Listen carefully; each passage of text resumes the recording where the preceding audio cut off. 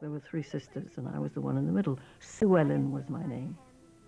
Sue Ellen wasn't enjoying this cotton picking, and she said so. Scotland's hateful, making us work in the field like... Too bad about that. Now get back to work. I can't do everything at Tara all by myself. And Scarlett went, what? Don't you ever dare say you hate Tara again. Same as hating Pa and Ma. I can feel it to this day. But Vivien Leigh was paying a heavy price. The studio forbade her any contact with Olivier during evening hours and placed a 24-hour guard on her lodgings. A lonely Vivien complained about Clark Gable's false teeth and whiskey-sodden breath to her only confidant, the director George Cukor. But then MGM fired Cukor. His replacement, the action movie director Victor Fleming, worked Vivien ruthlessly to the point of exhaustion. Picture of a very dirty girl. This is how your Celestial looks in The Remains of Tara, just before seeing Rhett in jail. I was thinking hard of you, darling. He flew out to meet her for a weekend, and they met halfway in Kansas. She had a few days off from Gone with the Wind. And when she got back, Selznick said, "Did you have a nice weekend?" And she said, "Yes, I did, actually. We fucked and we fucked and we fucked and we fucked and we fucked." And that was that. It was knowledge. Everybody knew that they were very much in love, and they had their marital problems because of not being married to one another.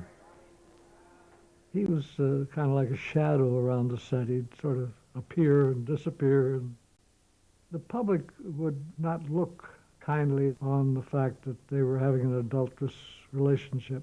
So it was kept very, very quiet. Only in George Cukor's private hideaway in the Hollywood Hills could the lovers escape the stress of concealing their adulterous relationship. Hungry for Olivier, an increasingly impatient Vivien pleaded with her husband back in London. I loathe Hollywood, except football and the politeness of men in garages, and for no other part would I have dreamt of signing a contract. I cannot help hoping also that you are beginning to feel a little more reconciled to the thought of divorce later on. Jill has written to Larry and said that she will either divorce him now or next year for desertion. I suppose desertion is the lesser of two evils. Will you tell me what you think?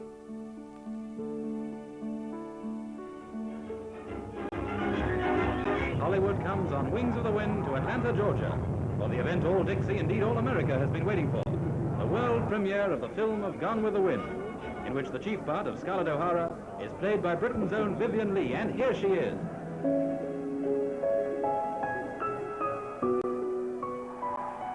Gone with the Wind was released in the autumn of 1939, and Vivien was transformed into an international star.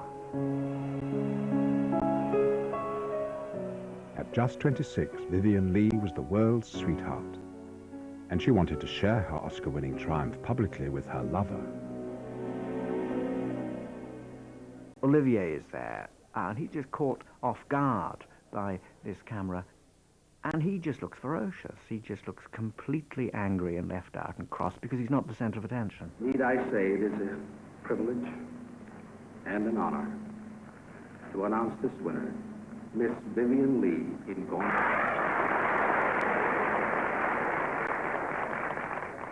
Ladies and gentlemen, please forgive me if my words are inadequate in thanking you for your very great kindness.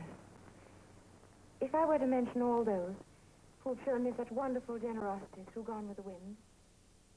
I think all great actors like that are competitive. I think you've got to know your onions when you're with them on stage, because they'll cut you. I think it's part of the game, you know. I remember the first time I met him, my shirt sticking to my back, and he had this thing of piercing you with his eyes and holding your eyes until you dropped yours, you know. He was very well aware of his power.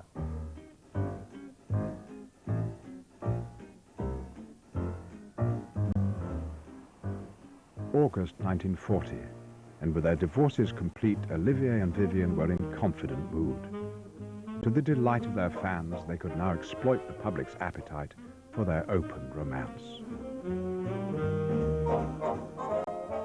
Vivien Leigh persuaded Olivier to invest all his savings, $96,000, in a joint performance of Shakespeare's greatest love story at the New York Theatre on 51st Street.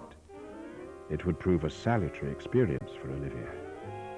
They were coming into New York with a production of Romeo and Juliet.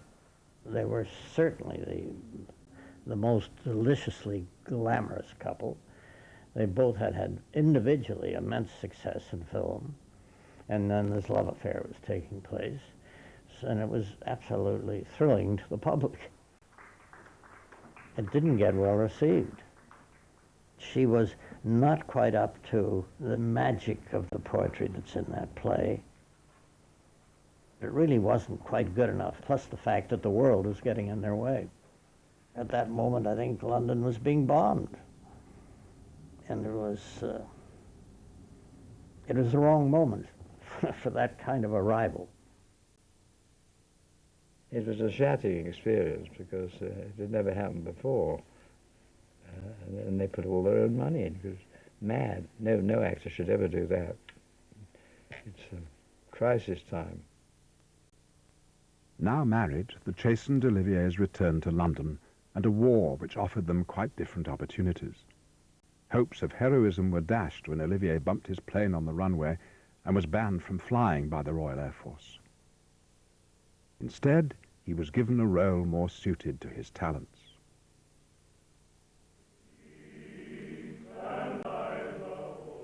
Vivien and Olivier threw themselves into morale-boosting war films. Winston Churchill's favourite starred Olivier as the naval hero Lord Nelson and Vivien as his Lady Hamilton. The two of them are together on this terrace, and there's Vesuvius puffing away in the background, and the clock is chiming, and I think it's 1799 or something like this, and they have this wonderful great screen kiss.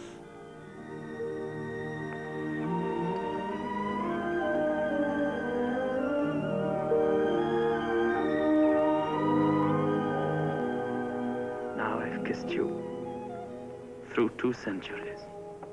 I mean, it's wonderfully corny, it should be dreadful, but it's one of the great moments, I think. And the two of them there, so in love, or at least in lust. Say that you could never leave me. I can never leave you. Their on-screen romance and their off-screen romance are somehow married. I want to see the Sphinx. I never want to see the Sphinx. We'll go back to London together. I would have died if you'd left me here. In a national crisis, Olivier found a new voice that was designed to inspire a nation to battle.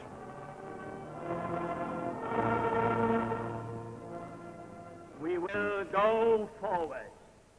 Heart, nerve, and spirit steel. We will attack. We will smite our foes. We will conquer.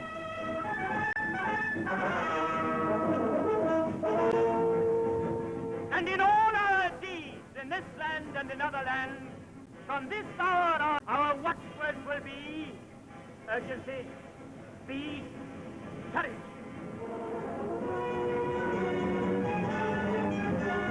Urgency in all our decisions, speed in the execution of all our plans, courage in face of all our